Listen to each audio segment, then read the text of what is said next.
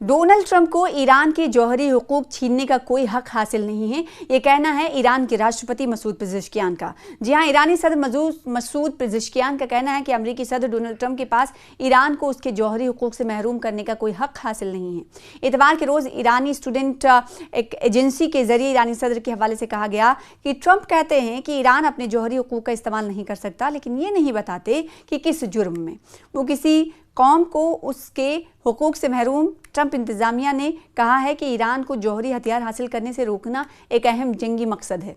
और आखिर करने वाले वो कौन होते हैं, ऐसा कहने वाले कौन होते हैं, मसूद पेज़ेश्कियान ने कहा है। ईरान ने पहले कहा कि वो ऐसे हथियार तैयार नहीं कर रहा, लेकिन उसने अपने जौहरी प्रोग्राम को महदूद करने का मुतालबा मुस्तरद कर दिया है।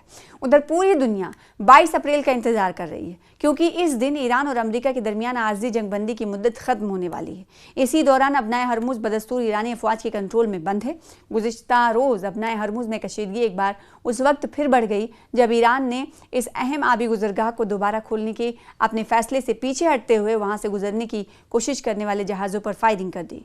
ईरानी हुकाम के मुताबिक ये इक़दाम अमेरिका की जानिब से ईरानी बंदरगाहों पर आयद पाबंदियों के तसलसल का रद्द-ए-अमल है। पासदारान इनकलाब यानी IRGC ने वाज़े कर दिया है कि जब तक अमेरिकी पाबंदियां ख़त्म नहीं होती, अबनाए हरमुज बंद रहेगा। उन्होंने कहा, खबरदार कर दिया है कि कोई भी जहाज़ अपनी जगह से हरकत ना करे, बसूरत दिगर इसे निशाना बनाया जाएगा। दूसरी जानिब पाकिस्तान के army chief general Asim Munir Tehran का दौरा मुकम्मल करके वापस पहुंच चुके हैं। इतलात के मुताबिक वो ईरान के लिए अमरीकी पेशकश और वाशिंगटन की शराइत से मुतालिक पैगाम लेकर गए थे। ईरानी सुप्रीम नेशनल सिक्योरिटी काउंसिल ने तस्दीक की है कि जनरल आसिम मुनीर ने नई अमेरिकी तजावीज़ तेहरान तक पहुंचाई, जिन पर ईरान अभी गौर कर रहा है और ताहाल कोई बाज़ाब्ता जवाब नहीं दिया गया है। ताहम ईरानी हुक्काम ने वाज़े कर दिया है कि मुज़ाकराती टीम किसी भी किस्म की सौदेबाजी, पसपाई या नरमी इख्तियार नहीं करेगी और कौमी मफादात के तहफ़्फ़ुज़ के लिए हर मुमकिन इक़दाम किया जाएगा। हंगामी इजलास जी हाँ हुआ, क्योंकि क्या सवाल ये उठा कि क्या जंग दोबारा शुरू होगी। ये बहुत अहम सवाल है। अमेरिका के सदर डोनाल्ड ट्रंप ने व्हाइट हाउस के सिचुएशन रूम में एक हंगामी इजलास तलब किया, जिसमें अबनाए हरमुज के गिर्द बढ़ती कशीदगी और पाकिस्तान के जरिए ईरान के साथ जारी मुज़ाकरात के मुस्तकबिल पर गौर किया गया। आलमी सतह पर नज़रें इस बात पर हैं जमी हुई हैं कि इतवार को सदर ट्रंप का क्या ऐलान करते हैं। इसी दौरान एक इजरायली फौजी उहदेदार ने बताया है कि तेल अवीव को तवक्को है कि ट्रंप ईरान के साथ जारी राबतों के खात्मे का ऐलान कर सकते हैं, ख़ास तौर पर इस्लामाबाद में मुतवक्के मुज़ाकराती दौर से पहले। इसके साथ ही एक खदशा भी जाहिर किया जा रहा है कि फ़ौजी तसादुम दोबारा शुरू हो सकता है।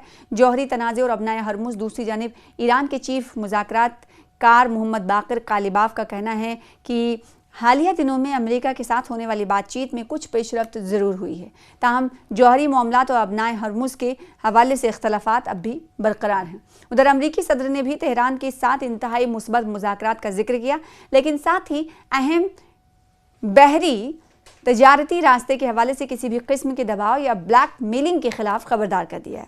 अगरचे दोनों फरीकैन ने मुज़ाकरात में पेशरफ्त का इंदिया दिया है, मगर जंग बंदी के नाजुक मुआहदे के इख्तिताम में सिर्फ 3 दिन बाकी रह जाने के बावजूद किसी भी जानिब से तफसीलात सामने नहीं आई, जिससे गैर यकीनी सूरत हाल मजीद बढ़ गई है। याद रहे कि 28 फरवरी को शुरू होने वाली जंग, जिसमें एक तरफ ईरान और दूसरी जानिब अमेरिका और इसराइल शामिल थे, निहायत शदीद नौयत इख्तियार कर गई थी। और इस तसादुम में इस लड़ाई में ईरान के कई आला अस्करी रहनुमा हलाक हुए, जबकि खित्ते के दिगर ममालिक जैसे लेबनान और इराक भी उसके दायरे कार में आ गए। इस जंग के आलमी असरात भी नुमाया रहे, खुसूसन तेल की कीमतों में नुमाया इजाफा देखने को मिला।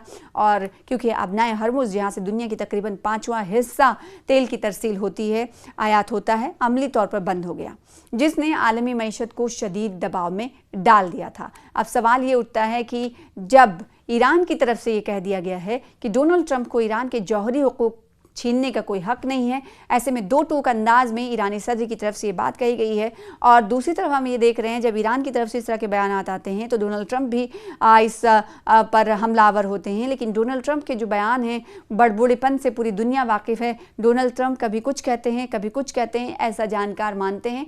और दूसरी तरफ ईरान और अमेरिका के दरमियान जंग ने अमेरिका के हवाले से जगहसाई कर दी है, क्योंकि ईरान झुका नहीं, लड़ता रहा और अमेरिका कहीं ना कहीं की जो साख है वो दांव पर लग गई, साख को कहीं ना कहीं नुकसान पहुंचा है, क्योंकि अमेरिका जिस तरीके से, यूएस जिस तरीके से जाना जाता था सुपर पावर है और आर्थिक तरीके से आर्थिक माशी हालत मजबूत है और दूसरी तरफ वीटो करने का इख्तियार है, तो ऐसे में कहीं ना कहीं किरदार पर असर ज़रूर अमेरिका के पड़ा है। अमेरिका की इमेज जो है ज़रूर डाउन हुई है, लेकिन ईरान ने आपको बताएं कि बहुत कुछ खोकर भी काफ़ी कुछ हासिल कर लिया है। इस जंग के हवाले से जानकार ये कहते रहे हैं। ऐसे में ईरान लगातार अपनी बात पर अड़ा हुआ है, डटा हुआ है कि यूरेनियम अफजुदगी यानी यूरेनियम के इनरिचमेंट के हवाले से ईरान की जो कोशिशें हैं वो जारी रहेंगी।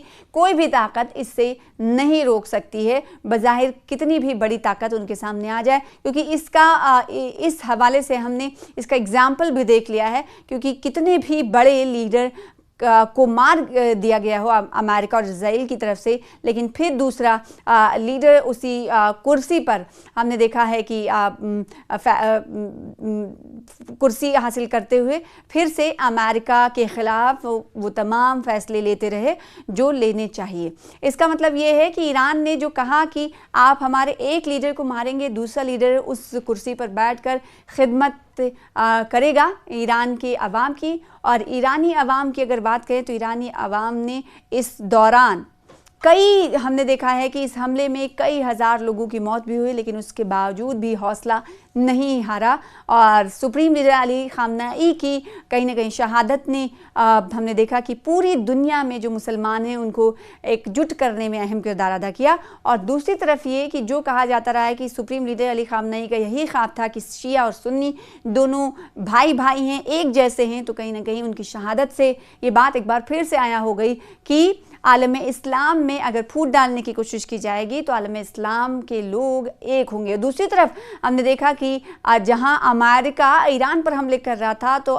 ईरान ने मिडिल ईस्ट के कई देशों को निशाना बनाया जहां पर अमेरिकी एयर बेसिस थे, अमेरिकी कंपनियां थी, लिस्ट जारी पूरी तरीके से कर दी गई। लेकिन वही बात आखिर में ये कि ईरान जो पहले से कहता हुआ नज़र आ रहा था कि हमारे यूरेनियम इनरिचमेंट के लिए यानी जौहरी ताकत के लिए ईरान को जो कोशिशें करनी है वो करते रहेंगे, इससे कोई भी ताकत नहीं गिरा सकती।